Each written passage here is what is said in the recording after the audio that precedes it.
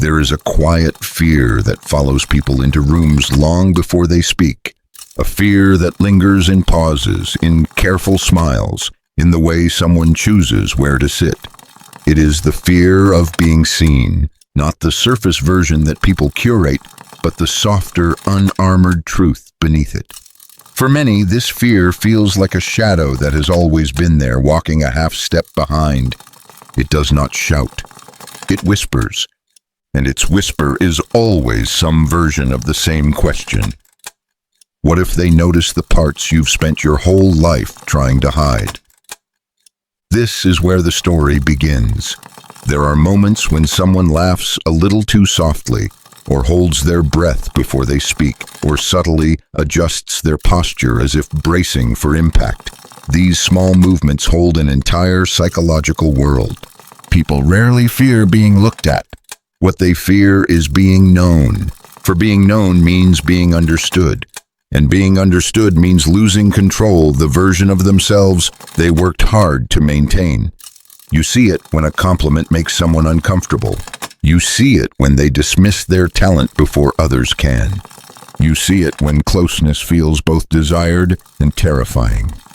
Inside them rests a quiet suspicion that if anyone sees too deeply, they will discover something unworthy, something fragile, something not enough. And so they shrink gently without even realizing it, not out of weakness, but out of survival. The fear rarely begins in adulthood. It begins earlier, when the world first teaches someone that their truth is too much, or too strange, or too inconvenient. Sometimes it begins in childhood, where affection felt conditional and validation felt earned, not given. A child looks into the eyes of the people who matter most and learns quickly what parts of themselves are welcome and what parts draw silence or disappointment. From that moment on, the self becomes negotiable. Contorted, presented carefully like an offering.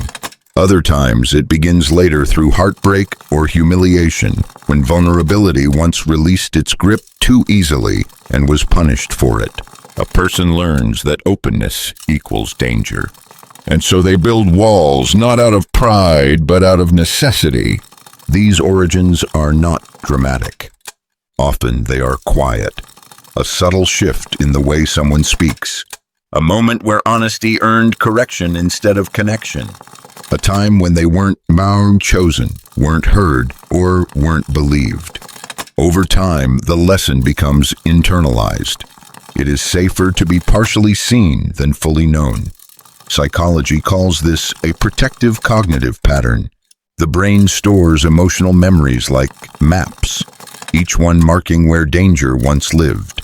When someone fears being seen, they are not reacting to the present moment. They are responding to the emotional residue of the past. The amygdala sends quiet warnings. The nervous system prepares for vulnerability as if preparing for threat. It releases tension through the body. Tight shoulders, shallow breath, the pull to withdraw. Attachment theory suggests that when safety is inconsistent, a person develops hypervigilance toward rejection. They become experts at scanning for signs of disapproval. Experts at predicting disappointment before it arrives.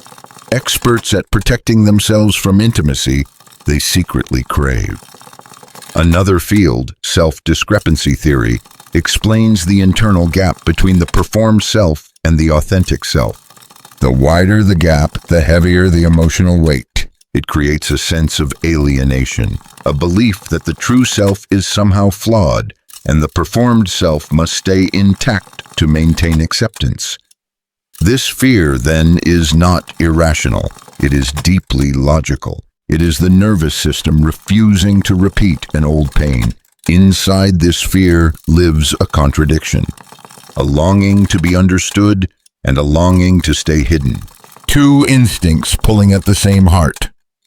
They want connection, but connection requires exposure. They want intimacy, but intimacy requires honesty. They want to be chosen, but fear that being known will cause them to be abandoned. So they create distance disguised as independence. They show just enough of themselves to feel present, but not enough to feel vulnerable. They craft answers that are honest, but never complete. They resist compliments because they feel undeserving of them. They resist letting others in because closeness feels like a risk. They resist letting themselves be celebrated because attention highlights the self they do not fully accept. And yet, some nights when everything is quiet, they feel the absence of being known. A loneliness that sits not in the room, but in the self. It isn't the lack of people that hurts. It's the lack of being seen. The turning point does not arrive loudly. There's no sudden epiphany. It comes gently, in a moment that feels almost ordinary. Maybe someone looks at them with unexpected kindness. Maybe a genuine compliment lands without resistance. Maybe a person they trust notices a part of them they never meant to reveal and does not turn away. In this moment, the fear pauses, not disappears, but pauses, long enough for them to realize something subtle yet profound. Being seen is not the same as being judged. Being known is not the same as being unsafe. For the first time, they notice that the danger they have been preparing for might not arrive. That exposure does not always invite harm. That reveal can coexist with acceptance. And in that quiet shift, something softens. They start to understand that the fear was never about the present. It was about protecting a younger version of themselves who once felt unprotected. Realization arrives as a warm truth. They deserve to exist without shrinking. Healing does not demand revelation. It does not require someone to expose everything all at once. It begins slowly with the smallest acts of honesty. A true feeling expressed. A boundary held. A story told without minimizing its weight. A moment of receiving kindness without deflection. With each moment, the self becomes less negotiable, less filtered, less dependent on external approval. The nervous system learns little by little that vulnerability can be safe, that closeness can hold warmth, not threat. That being known can feel like relief, not risk. And integration begins when someone realizes that their authenticity is not a burden. It is not too much. It is not a liability. It is simply human. The self becomes a place they can inhabit again, not a stage, not a mask, not a performance held together by caution, but a quiet, steady truth. There will always be moments of hesitation. Being seen will always carry a hint of trembling. But tremble does not mean wrong. Tremble means real. To be human is to exist in this gentle contradiction. Wanting to be understood while fearing the exposure it requires. Yet beneath that fear lives a truth that never stops calling. A truth that whispers in the spaces between breaths. You were never meant to stay hidden. Not from the world and not from yourself. Because the parts you fear others will reject are often the same parts that make you feel alive. And one day, perhaps without even noticing it, you will look back and realize something quietly extraordinary. The moment you allowed yourself to be seen was the moment you finally began to see yourself.